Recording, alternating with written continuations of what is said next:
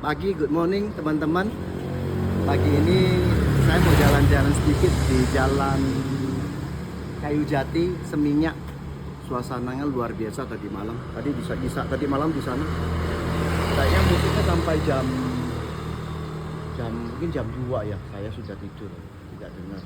Walaupun nginep di sebelahnya. Kita akan jalan-jalan sebentar ke sana. Ayo.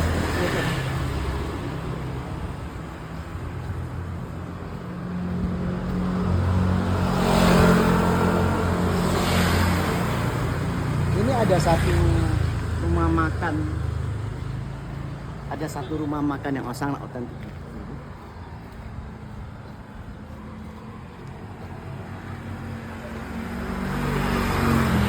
Nasi ayam kadewatan punya Ibu Mangku. Restoran ini sudah berdiri cukup lama. Ya, kita akan masuk ke dalam. Sebetulnya kemarin saya sudah menikmati masakannya. Masakannya sungguh sangat Bali sekali. Jadi kalau teman-teman ingin menikmati nasi dengan resep Bali tanpa sentuhan daerah lain untuk penyesuaian dengan lidah-lidah yang lain, inilah tempatnya. Nasi ayam kadewatan. Kita masuk. Ayo.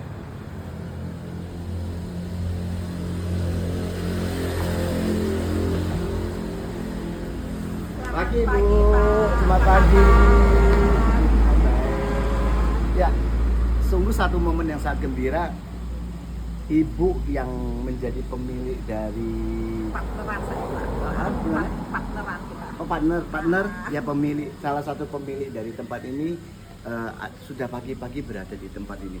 Ini di waktu masih jam 8:30 waktu Bali. Ya, kalau teman-teman yang sering ke Bali pasti bisa merasakan kalau di Bali itu suasana hidupnya adalah malam. Ya, suasana hidupnya malam sebetulnya dari siang sampai malam itu ya. Ya, dari jam 8 sampai jam 9 malam. Oh, iya. Nah, wah, ini sangat menarik ini. Di meja ini teman-teman. Kalau teman-teman tahu roti bolu ini, ya saya pastikan umurnya pasti sudah lumayan. Kemudian di sini ada banyak jajanan-jajanan. Ini salah satunya adalah, wah, ini kacang yang sangat terkenal di Bali. Ya, saya sering beli karena juga salah satu pencinta kacang saya. Oke, kita akan lihat bangunannya Ibu. Ya, yang pertama saya mau lihat dari mana ya? Dari peletakan. Kita dari sebetulnya pintu utamanya di mana? Di sana. Oh, di sana. Kita akan ke sana, ya.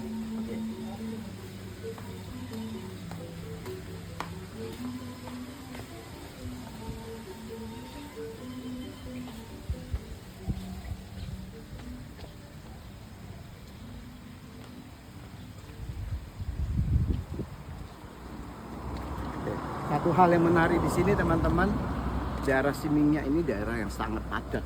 Wah, kalau untuk mencari tempat parkir saya kira kok agak kesulitan. Iya. Tapi kalau di sini teman-teman jangan khawatir, ya, tempat parkirnya cukup buat ya mungkin 20 mobil kalau ditata dengan baik masih bisa cukup.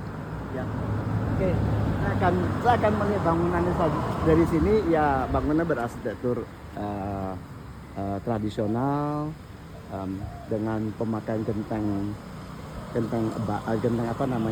tanah.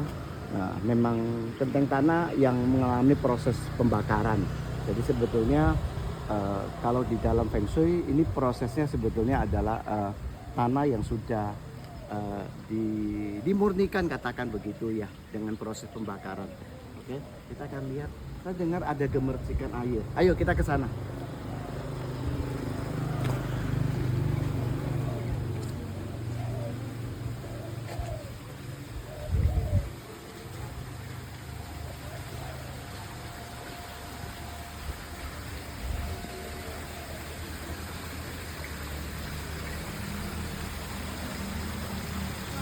Ruangan ini, Pak.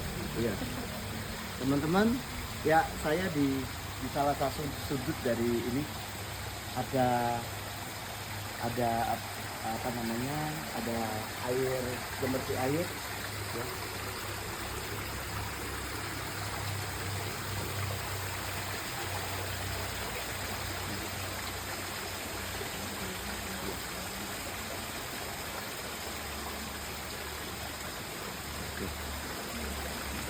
Kalau teman-teman kemarin sudah melihat tempat wakul nasi, ya, ya kita melihat juga di sana juga ada unsur tanah yang unsur kayu yang sangat baik dengan posisi yang tepat, ya. Kalau di sini kita lihat dilengkapi dengan air, ya. Kemudian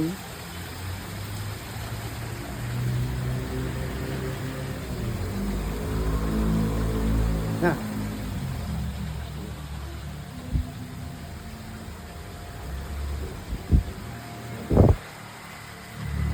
batu teman-teman, batu adalah dalam feng shui adalah unsurnya tanah, ya. Unsur tanah kita tahu ini posisi yang menguasai adalah di sudut barat daya dan juga tengah bangunan. Nah, kebetulan posisinya di sini diletakkan di tengah bangunan, walaupun mungkin ada air yang agak kurang harmonis sedikit dengan unsur apa namanya di unsur lokasi, namun dengan pemakaian unsur tanah batu yang dominan, ya tentunya ini juga menjadi penyeimbang. Teman-teman, salah satu pengaruh dari unsur air, salah satu pengaruh dari unsur tanah di tengah bangunan, ya, adalah lebih bersifat kepada hubungan, khususnya hubungan ke dalam, ya Ibu. Hubungan ke dalam, kalau di Feng Shui itu unsur tanah itu kita bagi ada jadi dua, Bu. Jadi ada satu yang berhubungan dengan hubungan keluar, ya, dan hubungan ke dalam. Kalau hubungan keluar itu lebih kepada posisi di barat daya, ya. Kalau saya lihat bangunan ini lebih di barat daya, walaupun posisi itu sebetulnya tidak mutlak, tapi karena di dalam Feng Shui tidak ada hal mutlak, Bu. Jadi kita banyak pertimbangan, banyak sudut-sudut yang kita pertimbangkan, ya. Salah satu adalah tentang unsur 5 unsur, ya. Kemudian ada hal-hal lain lagi yang berhubungan dengan kapan bangunan ini dibangun, kemudian yang ownernya atau operatornya yang di mana di lokasi yang tuliskan di lokasi lengkap dengan data tanggal lahir itu mendukung semua. Iya, ya. Oke, ini teman-teman. Oke.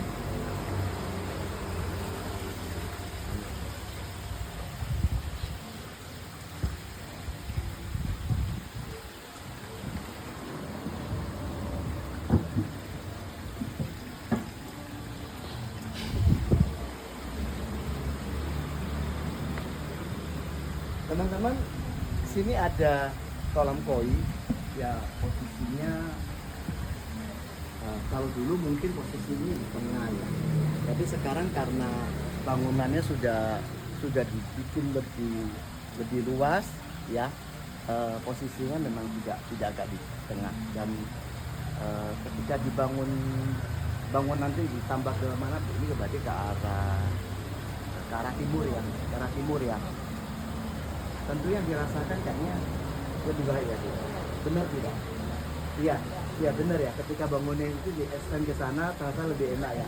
Karena teman-teman, ya, posisi air ini ketika belum di extend itu di tengah, dan tengah itu adalah unsurnya adalah tanah, dan memang unsur tanah itu sebaiknya jangan diberi dengan air yang berlebihan, karena kita tahu, ya. Ya, logika Feng Shui itu sebetulnya simple, ya. Logika Feng Shui itu sebetulnya simple. Kalau ada tanah, kita kasih air kan akan jadi becek. Ya, itu Bu. Nah, itu sebetulnya logika Feng Shui itu sebetulnya sederhana. Ya, itu kalau sudah unsur, ya kan. Untuk hal-hal lain, ya tentunya juga kita akan lihat lebih lanjut. Nah, ketika betul, ya, Bu, ya, ketika bangunan ditambahin yang sebelah sana, Bu, ya. Ini pasti hidup, ya. Jadi lebih terangkat, ya, Bu, ya. Lebih terangkat, ya. Oke. Satu hal yang saya sangat menarik dari cerita Ibu kemarin, teman-teman, kita harus mengakui bahwa beberapa tahun lalu kita mengalami masa-masa sulit, ya, Bu, ya. Masa-masa sulit karena mungkin agak kesini, karena adanya pandemi, ya. Dan itu membuat semua manusia tiarap. Kemarin saya cerita sama Bu Bayu, ya kan, waktu itu kita yang sudah dewasa itu dengan adanya pandemi, ya kan, diminta untuk belajar cuci tangan. Itu satu hal yang yang menurut saya agak konyol ya. Kok masa ki udah usia segitu kita nggak tahu cara cuci tangan yang benar gitu ya Bu ya. Nah itu yang sangat menarik. Nah teman-teman, saya ingin ibu cerita sedikit tentang bagaimana seorang founder dari Grab. Ya. Dari Grab, Dari Gojek. dari Gojek. Namanya siapa Bu? Oh dari Gojek, founder dari Amerika ya. Dari mana? Dari Jakarta kayaknya. Oh dari Jakarta. Ya berkunjung ke sini, memberikan apresiasi kepada Ibu Mangku ya, Bu Mangku. Nah teman-teman, saya yakin cerita ini bukan cerita untuk kesombongan, ya. Bukan cerita untuk kesombongan, tapi kita berbagi bagaimana kita berbuat kebaikan. Karena berbuat kebaikan sebetulnya harus menjadi salah satu gaya hidup. Gimana Bu? Coba diceritakan Bu. Pada waktu pandemi, kita tuh di sini mulai warung ini mulai sepi Pak. Kita menurun, nggak ada kunjungan lah. Oh iya. Begitu sedikit dibuka, ada kelonggaran, mulai ada kunjungan, mulai ada Gojek. Kita kan bukanya makan di sini ditutup dulu sementara. Oh iya. Pas genting-gentingnya itu, Ya betul. kita buka hanya untuk Grab dan Gojek gitu. Oke. Jadi Terus untuk Gojek delivery mulai- ya Bu ya, iya, delivery ya. delivery semua. Ya. Akhirnya Gojek mulai ada, saya berpikir gini, waduh ini driver Gojek sama Grab ini dia ngambil terus nganternya jauh-jauh. Saya bilang sampai ke Nusa Dua, sampai ke ini. Pertama-tama saya bilang gini, Bapak dari jam berapa? Saya tanya biasa gitu kan. Wah udah dari pagi Bu, tapi sekarang agak sepi. Wow, udah makan apa belum? Belum. Makan sini ya, saya bilang, saya bungkusin ya. Boleh Bu, boleh gitu. Akhirnya setiap ada gitu kita sama anak-anak saya pesen, kalau ada driver Gojek kasihan mereka nganternya jauh-jauh, kasihlah makan gratis sebungkus nasi, apalah artinya. Wah, gitu. luar biasa. Mungkin karena waktu itu kan memang sebagian restoran tutup ya Bu. Iya, sebagian Ya. restoran tutup. Namun Ibu Mangku dengan kegigihannya masih bertahan, tetap tetap saya bertahan. bertahan. Ya ini satu satu keadaan yang tentunya luar biasa dan mungkin bagi sebagian orang tidak bisa sama ya, tapi Iya. dengan keadaan ibu, dengan keadaan begini malah memberi kesempatan kepada ibu untuk berbagi. Iya. Ya. Nah terus ceritanya gimana lagi Terus Bu? udah gitu mereka boleh Bu, boleh nggak apa-apa. Besok kalau kalian sini minta aja sama mbok-mboknya sini, saya minta nasi driver ya, pasti akan dikasih, nggak mungkin nggak. Saya pesenin anak-anak setiap ada ini tawarin kan, saking banyak ya pada saat itu mulai banyak. Saya gini, daripada kita nawarin setiap hari mungkin dia malu deh, udah sama anak saya bikin aja tulisan pasang Grab Getcher free lah sini makannya. Saya pasang sekarang masih berlaku sekarang. Ya nanti kita lihat teman-teman. Ya, ini itu aja saya ininya tuh cuman ingin berbagi biar mereka tuh nggak ngambil aja makan sini untuk customer, biar dia merasakan gimana sih rasanya nasi ayam kedewatan gitu kan. Kalau dia beli lumayan lah 15-20 ribu lumayan dia ngirit kantongnya, apalagi musim pandemi Pak. Itu maksudnya saya sekalian ngajarin anak-anak, mulailah kita berbagi. Kita sudah dianugerahi rezeki yang sama Tuhan yang luar. Anak-anak tak ajarin, mari kita berbagi ya. Apa sih hatinya nasi sebungkus? Tidak ada orang akan miskin karena kasih makan. Saya bilang, saya ajarin, saya murni ingin mengajarin anak-anak saya tuh gimana indahnya berbagi. Ya Pak. Ya Bu, luar biasa. Ya teman-teman, ya kalau kita berbicara tentang kebaikan, ya kan, bila ditunjang dengan feng shui yang baik. Jadi antara feng shui yang baik dengan kebaikan sebetulnya dua hal yang saling melengkapi. Ya. Namun saya percaya juga ketika kita berbuat baik, ya kan, Tuhan melalui alam itu tidak pernah berhutang. Ya. Kalau saya lihat dari sini, ini salah satu bukti bagaimana ibu menanam kebaikan, kemudian mengembangkan usaha, ya. Namun usaha yang sebelumnya yang dirintis dari awal malah secara energi feng shui menjadi lebih baik. Ini sebenarnya adanya warung ayam Kadewat ini sebenarnya sangat anugerah bagi saya Pak. Karena ini sebenarnya pendirinya itu kan mertua adik saya yang di Oh. Kedewatan tahun Oh, iya. tahun berapa gitu, dia dari kecil. Akhirnya adik saya kan menikahnya ke sana Iya. sama ipar saya. Ayo kita join bikin di sini gitu. Tadinya saya orang pekerja hotel, kerja kantoran Oh, sama iya. suami sama. Iya, iya, Akhirnya iya, iya, kita, iya. kita punya lahan, kenapa kita dimanfaatkan terus ada desak sama adik, akhirnya kita maulah, ayo kita join. Iya. Akhirnya saya sangat merasa bersyukur, kita merasa diangkatlah ini kita Pak, itu loh, diangkatlah apa sih derajat kita gitu, yang dari orang yang ini kita menjadi pengusaha, walaupun yang pengusaha yang tidak besar, cuma kita adalah untuk apa mengembangkan lagi. Iya, iya Bu. Sebetulnya menjadi pengusaha besar dan nggak besar itu relatif ya Bu. Ya. Ya, Manusia itu sebetulnya pada dasarnya itu yang utama adalah dia sambil jalan.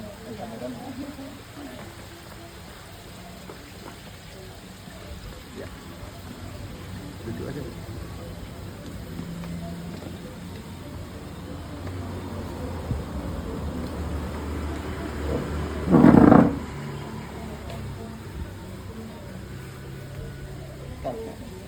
saya di sini. Ya.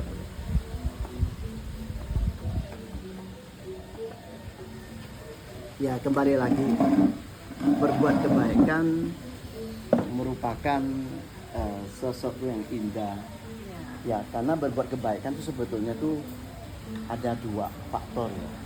Ya. Faktor pertama, kita diberi kesempatan. Ya, kalau kita tidak diberi kesempatan berbuat baik, ya juga apa yang harus kita lakukan. Tapi sebetulnya sih kesempatan itu banyak. Ketika kita jalan, melihat ada paku di jalan, kita ambil, buang ke tong sampah. Nah, itu pertama berbicara tentang kesempatan. Kemudian kebaikan itu berbicara tentang kemauan, Bu. Ya, kemauan yang kolerasinya dengan kemampuan. Ya, kita mungkin mau, ya kan, tapi kita belum mampu. Ya, katakanlah mungkin ada saatnya orang-orang tertentu punya kemampuan dengan materi yang berlimpah bisa membuat panti asuhan atau panti jompo yang gratis, bersih, dengan perawat yang profesional, dalam arti itu halus gitu ya. Nah, itu adalah namanya adalah kemampuan. Nah, kemampuan ditunjang oleh kemauan. Ya. Nah, itu tiga hal yang sangat penting teman-teman. Jadi kebaikan itu harus ada kesempatan, harus ada kemampuan, harus ada kemauan. Bukan berarti ya kita mungkin pada saat ini belum beri kesempatan untuk membuat panti asuhan atau apa ya. Tetapi sebetulnya banyak hal-hal kecil yang kita lakukan. Ya, gampang lihat ada anak yang tersesat gitu ya, kita tolong gitu ya kan. Ya dengan cara yang baik tentunya ya lebih baik sih tidak kita sendiri lakukan, karena takut bisa dikira penculik loh teman-teman. Dilakukan dengan beberapa orang di sekitar itu. Oh, kemudian dan Feng Shui itu sebetulnya itu bagian dari kebaikan manusia, kebaikan alam untuk kita.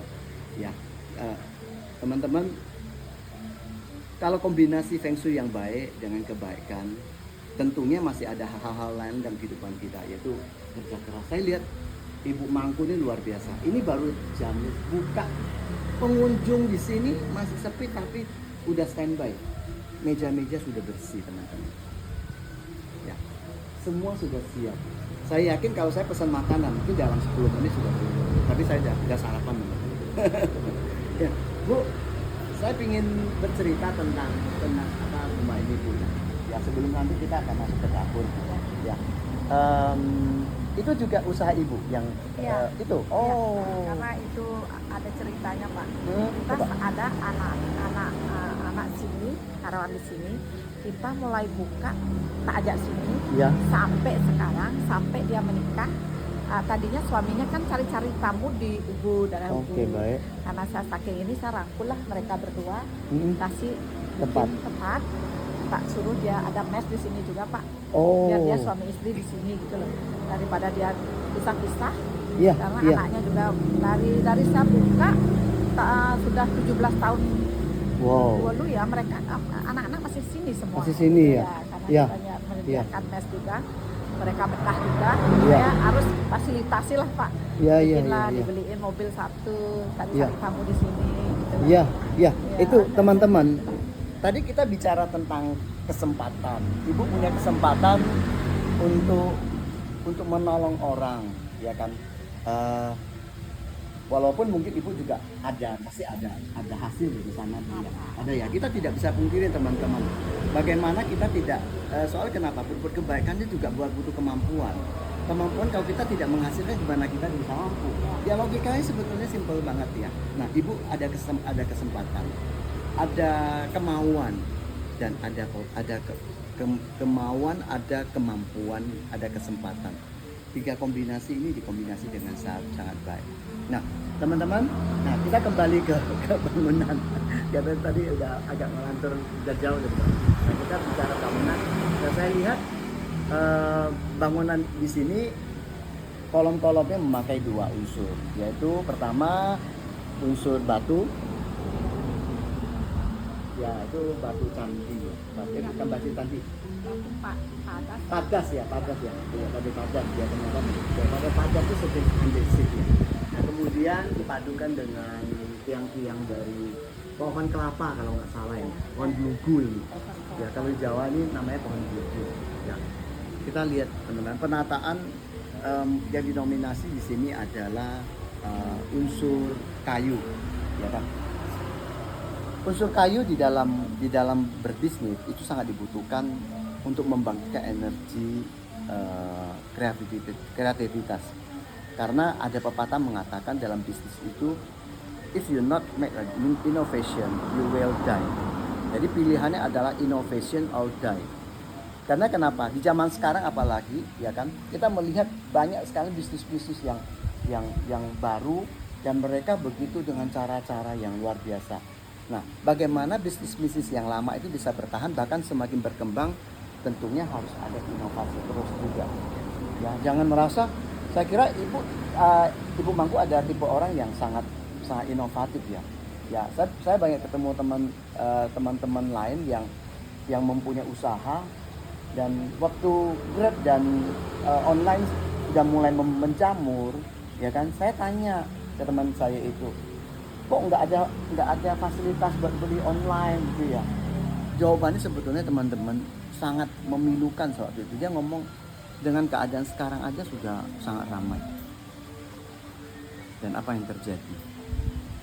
Ya, saya boleh katakan walaupun teman saya saat ini sudah mulai memakai sistem-sistem baru dalam penjualan, namun sebetulnya kalau dilakukan 4, 5, 6 tahun lalu, 4-5 tahun lalu, maka hasilnya akan lebih. Ya, Bu, saya bisa tolong diceritakan bangunan ini berdirinya gimana, Bu? Kok bisa pemilihannya seperti ini? Ya kebetulan saya kalau sama suami itu sama seleranya Pak. Oke. Di mana-mana ruangan harus terbuka. Saya nggak suka tertutup tuh, nggak suka mikirin. Harus ada kayu, harus pakai yang inilah yang enak gitu loh Pak. Iya. Biar saya tuh orangnya nggak suka ribet soalnya kan. Saya harus semuanya terbuka gitu aja sih. Kebetulan sama suami seleranya sama, jadi kita bikinlah di sini juga harus terbuka, kayak di sebelah juga harus terbuka gitu. Saya sukanya tuh kebetulan suami sukanya tuh tipenya ini loh Pak, kayak bangunan Jawa gitu, yang Joglo. Joglo. Kalau Iya. sampai di rumah juga gitu, Oh. ada style Joglo gitu loh. Iya, Rumah teman-teman. gitu. Kapan-kapan kita ngintip rumahnya Ibu Mangku dan Bapak. Ya. Iya, rumah saya ada di muka persis di muka hotel dulu. Oh. Iya. Ya, juga di rumah itu kan terbuka semua bangunan. Iya. Teman-teman, banyak pertanyaan kepada saya, Bu, dan teman-teman. Sebetulnya Feng Shui itu apa gitu ya? Ya. Inti utamanya apa? Bahkan ada yang bertanya begini. Kenapa orang barat ya tidak mengenal Feng Shui tapi rumah mereka rata-rata enak? Nah, jawaban saya cuma satu. Karena sirkulasi. Karena Kalau kita merujuk dari kata feng shui, feng itu adalah angin, shui itu air. Kedua materi yang di dunia ini utamanya harus bergerak, harus bersirkulasi. Ya, saya sering di seminar kayaknya perumpamaan ini udah sering banget saya kasih kalau teman-teman yang belum mengikuti, ya kan. Jadi perumpamaannya begini. Kalau kita di rumah punya punya selang air. Iya. Ya kan, misalnya di garasi, di carport gitu kan. Kemudian kita pergilah, anggap aja jadi dolan 2 minggu ke luar kota dan air itu tidak terpakai ya. Nah, ketika kita pulang, kalau mau pakai dinyalain pertama, airnya bagaimana Bu? Nggak berwarna. Bau ya, bau berwarna. Nah, ya, nah itulah intinya Feng Shui sebetulnya. Salah satu inti Feng Shui itu sebetulnya sesuatu yang sangat simple dan grounded, ya, berhubungan dengan alam. Ya, kita memahaminya harus memahami secara filosofi bahwa Feng Shui itu adalah sebenarnya intinya sirkulasi. Dan jawaban kenapa orang-orang bule, orang-orang barat, Amerika, rumahnya enak, ya, karena rumah mereka itu rata-rata bersirkulasi sangat baik. Ya, sebetulnya itu poin pertamanya. Nah, poin selanjutnya, ya kan, ketika sudah bersirkulasi yang baik, kita menata dengan prinsip-prinsip Feng Shui yang baik, supaya katakanlah ini sudah nilainya 5, 6 lah, bukan 5, katakan 6. Kemudian kalau kita menata dengan prinsip Feng Shui, itu nilai bisa bertambah, Bu. Ya, menjadi 8 atau 9. Kalau 10 sih saya yakin tidak ada, karena di dunia ini tidak ada yang sempurna. Ya, tidak ada sempurna. Yang penting hari ini harus lebih baik dari kemarin, besok lebih baik dari hari ini. Tidak begitu, Bu? Ya, Bu. Kita lanjut lihat dapur ya, Bu. Saya ingin lihat dapur, Bu. Mari teman-teman.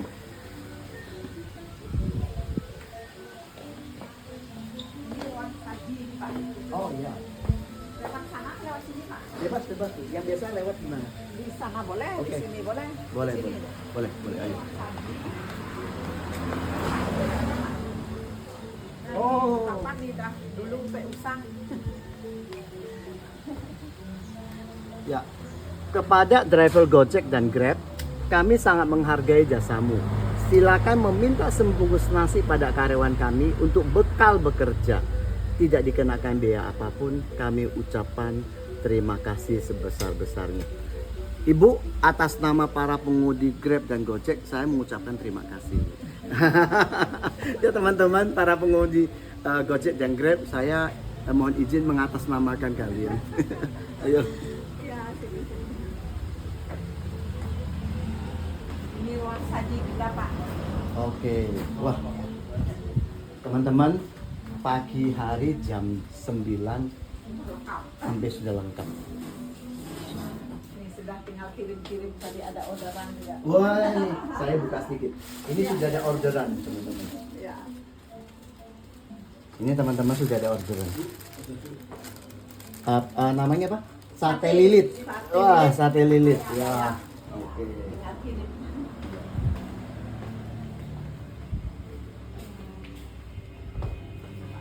Aduh, ada kotor sini. Iya. Teman-teman jangan kaget kalau kita ke restoran masuk ke dapur. Ya, keadaan hampir relatif sama. Ya, kita lihat. Ini ada dapur Malaysia. Kita masak nasi khusus pakai kayu bakar. Wow.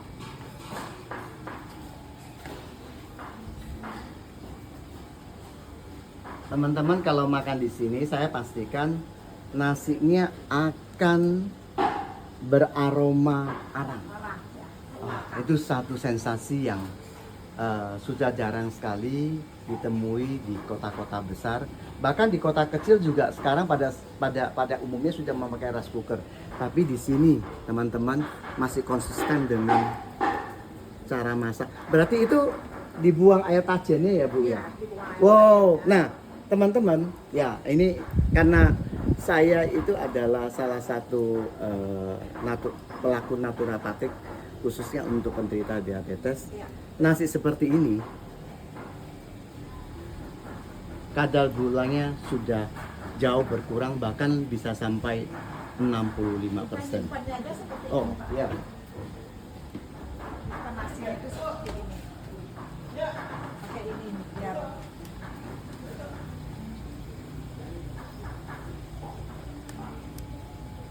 Mbaknya Pak ya. Ya, dah biar ibu nggak apa-apa bu. Ya anak-anak.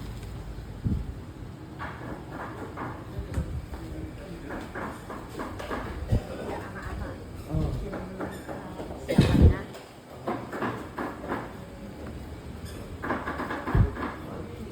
Tempat cuci Pak. Iya. Lagi masak apa ini? Ada ayam. Wow, masak ayam. Teman-teman, aroma bawang merah. Ya.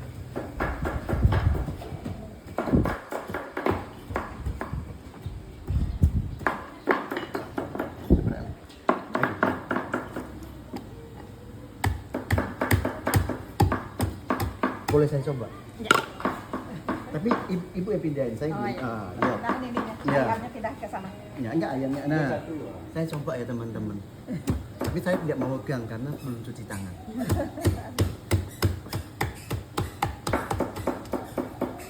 Wow. Terima kasih Pak. Iya. Oke.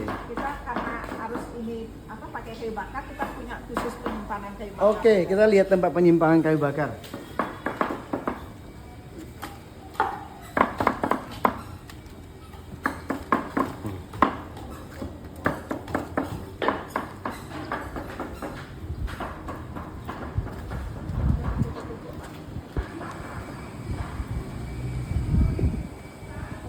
Iya.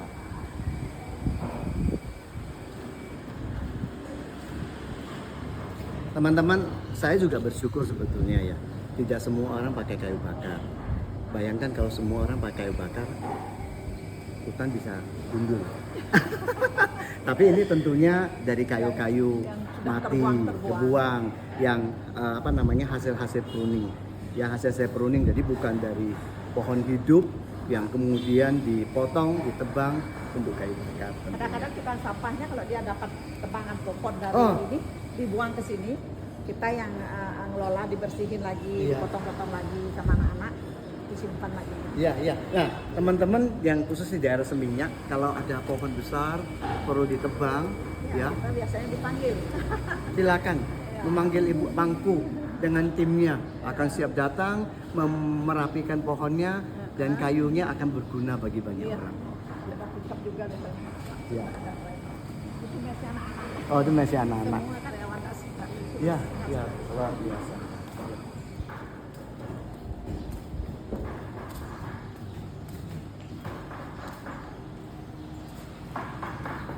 Ya, kita kembali ke tengah.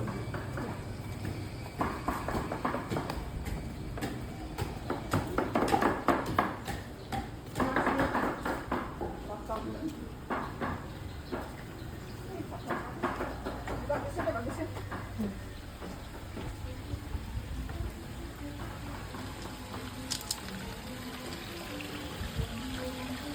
Anak saya suka terus ada Ya. bikin pola Pak. Ini ada ternyata ada kolam koi lagi teman-teman. Ya, ada koi lagi. Jadi di sini memang kombinasi utamanya adalah unsur tanah, unsur air, kemudian ada sedikit unsur harus saya tambahkan, tapi itu nanti privat teman-teman.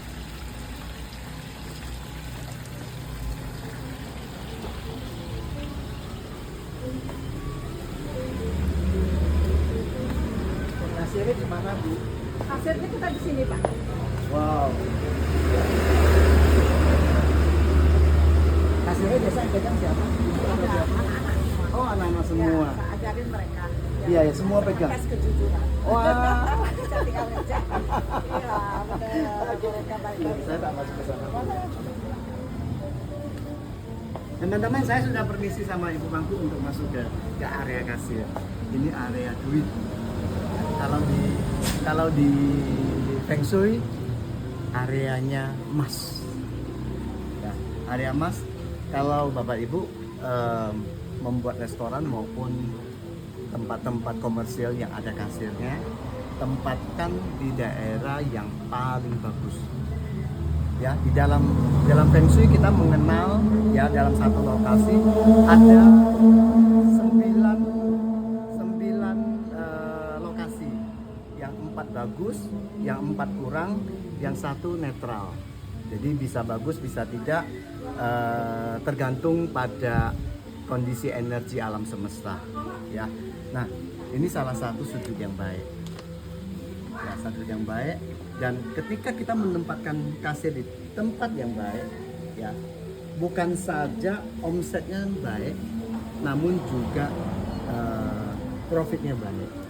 Ya, karena Ibu, profit dan omset itu 2 hal yang berbeda. Ya, omset itu berbicara tentang kuantiti, ya kan? Banyak perusahaan-perusahaan yang omsetnya bagus, ya kan? Tapi maaf, mereka bercerita, kelihatannya ramai, omsetnya bagus, tapi profitnya dikit. Itu karena kenapa teman-teman? Karena quality and rezekinya kurang, tapi kuantitinya bagus.